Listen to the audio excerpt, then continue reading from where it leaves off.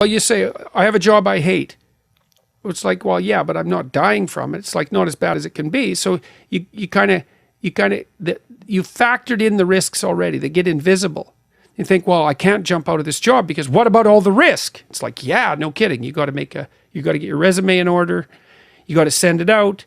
You got to send 50 of the damn things out before anybody will call you back. Then you have to go get interviewed, and maybe you're not any good at that. You have to come up with a story while you're a good employee, and maybe you're not yet, so you have to figure out how to do that. It's like, what about all these risks if I go look for a new job? It's like, yeah, absolutely, man. Those are risks, and they're harsh, and no wonder you're avoiding them. What about the risks for you to stay with this job you absolutely hate? Well, let's think that through. Okay, so I have this dead-end job. I hate it. I'm getting bitter. Where am I going to be in 5 years? I know where, because I've watched this with people. You're going to be just like you are now, except a lot more of what's good about you is going to be gone, and a lot more of what's terrible is going to be amplified.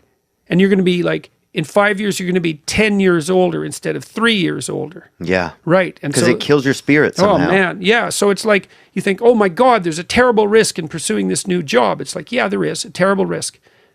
There's a terrible risk in you staying with your job right now. And so one of the things that's really freeing to understand is that you're screwed no matter what you do. There's no secure path forward. Give it up. It's risk everywhere.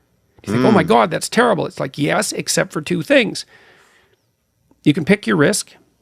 That's the first thing. So you get to pick your poison. That's something. And second, you're a lot tougher than you think. So even though there's risk everywhere, if you confront it forthrightly, what you'll find is that you can actually handle the risk. And that's the security.